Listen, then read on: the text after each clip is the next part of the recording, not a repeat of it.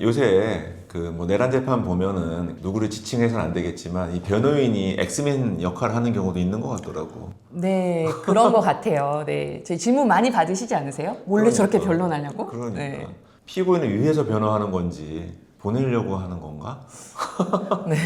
보고받으신 거는 기억이 나시는 거네요. 그 부분까지는. 헬기가 어느 것도 얘기했습니다, 재판님. 괴롭히는 건 지금 검사 재판장님 아닙니까, 아직 재판님이? 재판 중이에요. 검사가 손에 대해서 지금 무슨 얘기 답변 하시려고 내용을 오늘 정리해서 구체적으로 유도 밝히긴 신문을 하잖아요. 하고 글쎄요, 어느 부분이 캥기는지 아직 정말 모르겠는데 왜 제주 신문을 저렇게 자르는 부분이 어떤 부분인지 좀 제발 재판부의 소송 지휘에 대해서는 명확히 따라서 원활한 소송이 진행될 수 소송 지휘를 있도록 거부하는 건 명확하게 검사 엄격하게 지휘를 해주실 것을 요청드립니다. 알겠습니다. 잠깐만요. 그러니까 이랬어요 저랬어요 하지 맙시다 진짜. 그래서 실제로 이제 법정에서 이렇게 소란스럽거나 뭐 재판장을 상대로 싸움을 걸거나 검사를 상대로 싸움을 걸거나 그런 케이스는 많이 있나요? 네. 정말로 여태까지 이번 일이 있고 나서 뭐 대한변협에서 발표를 했지만 여태까지 변호인 상대로 감치한 적은 3번밖에 없다고 하더라고.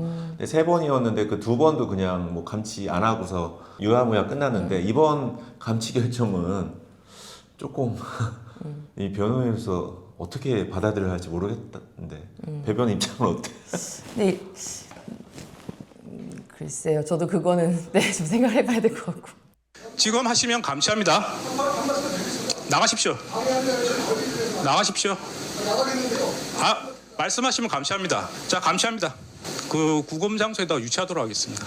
어쨌든 그 질문을 되게 많이 받아요. 원래 변론을 저렇게 하냐 이렇게 물어보시는데 보통은 그렇게 모욕적으로 이렇게 상황을 진행하지는 않고요. 해야 될 얘기, 해야 될 주장은 당연히 많이 하죠. 하지만 당연히 상대방을 존중하고 그렇게 하면서 대화를 하기 때문에 거기서 보여지는 모습이 좀 일반적이지는 않다라고 생각하시면 될 것 같아요. 그 시끄러운 재판 말고 지금 내란 재판 중에 조용조용 진행되는 재판도 있거든요. 거기서 보여주는 모습이 되게 일반적이다라고 생각하시면 좋을 것 같습니다. 네. 이게 또 뭐 형사 재판은 아니지만 내가 얼마 전에 민사에서 증인 신문을 하는데 우린 되게 아주 젠틀하게 질문을 준비해 왔는데 반대 신문을 거의 무슨 검찰이 피의자 신문 하듯이 해가지고 깜짝 놀래가지고 와 이렇게까지 해야 되는 건가? 나중에 재판장님이 제지하더라고. 그 질문은 좀 그만했으면 좋겠다고. 그런 경우도 있더라고 보니까. 근데 가끔씩 있어요. 변호사님들 중에서 원래 타고난 성향이 조금 잘 싸우시는 스타일의 변호사님이거나 또는 이제 전략적으로 본인의 의뢰인을 위해서 의뢰인에게 보여주기 위해서 더 세게 물어보거나 이렇게 하는 경우가 좀 의외로 좀 있기는 있고요. 그런 경우에는 보통 재판정에서 그렇게 하지 마시라고 좀 제재를 하는 경우가 있고 증인에게 물어보더라도 뭐 증인에게도 어느 정도 지켜야 될 사실 예의라는 게 있는 건데 어느 정도는 지켜가면서 하는 게 맞지 않을까라고 생각이 됩니다. 그 후에는 일단 검사가 이런 증거들을 재판에서 쓰겠다라고 하는 목록을 제출하는데요. 그 목록에는 아까 경찰 단계에서 뭐 피의자 신문 조서라던가 참고인 조서, 본인의 수사 보고서, 압수 조서, 뭐 여러 가지 감정서 그런 것들이 있다라고 보시면 됩니다. 변호사는 이걸 다 미리 보고서 거기에 대한 증거의 동의나 부동의 여부를 결정하면 되는데 요새 같은 내란 재판 같은 규모라면은 정말 이게 수만 페이지, 수십만 장이 될 것 같은데 이거 보는 것도 변호인 입장에서는 되게 곤혹스러울 것 같은데. 네, 그래서 증거에 대한 의견을 첫 재판 때 원래 밝히거든요. 그러니까 첫날 가면 증거 목록이 쫙 있으면 원래 미리 보고 가고요. 그래서 1번 O, 2번 X, 3번 O, X를 다 해서 가야 돼요. 근데 이번 내란 재판 보다 보니까 변호인들께서 저희가 이제 선임돼서 아직 내용을 못 봐가지고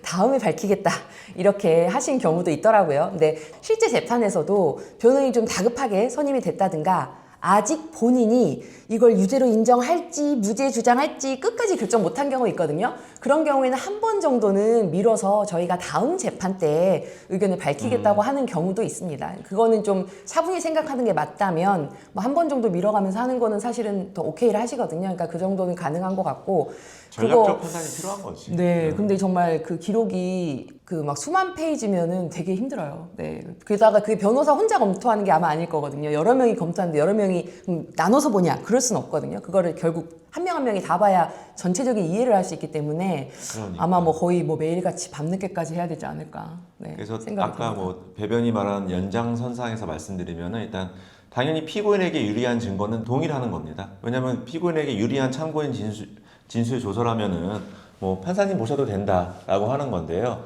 만약에 불리한 증거다라고 하면은 부동의 절차를 진행해야 합니다. 그러면 그거는 증거로서의 가치가 없기 때문에 다른 방법으로 일단 법정에서 현출해야 되는데요.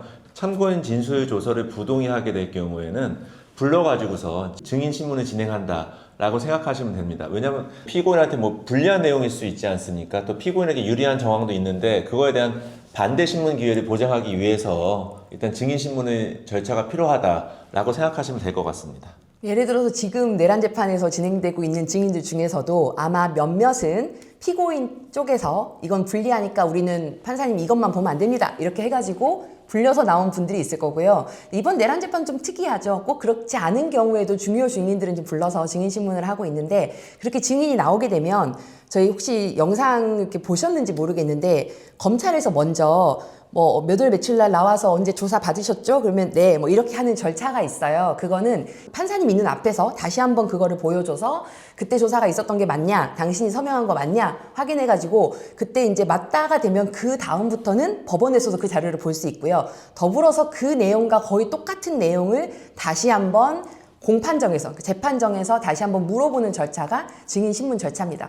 때로는 그 증인의 말이 그 전에 조사받았을 때랑 그 법정에 나와서 조사 답변이 상당히 다를 수도 있거든요.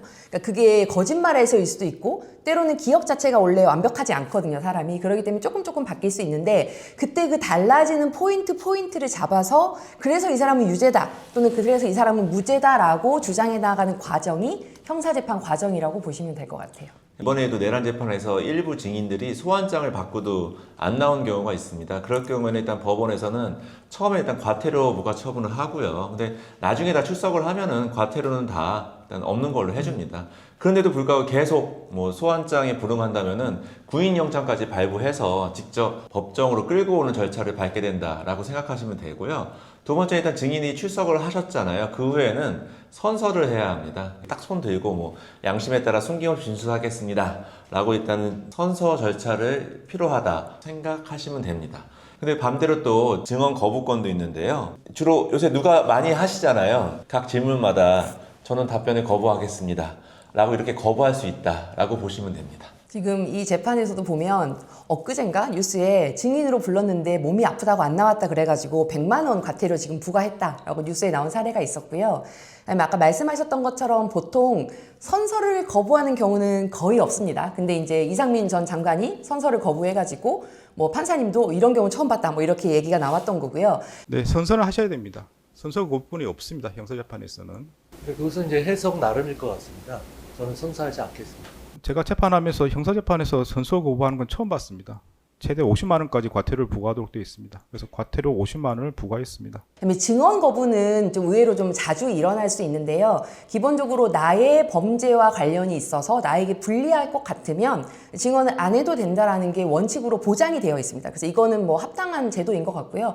그래서 주로 이번 사건에서는 김용현 전 장관이 질문에 따라서 어떤 건 대답하고 어떤 거는 증언 거부권 행사하고 이런 식으로 대답을 했죠. 그래서 증언 거부권 하는 모습을 잘 보여주셨는데 나머지는 귀찮으니까 증언 거부하겠습니다.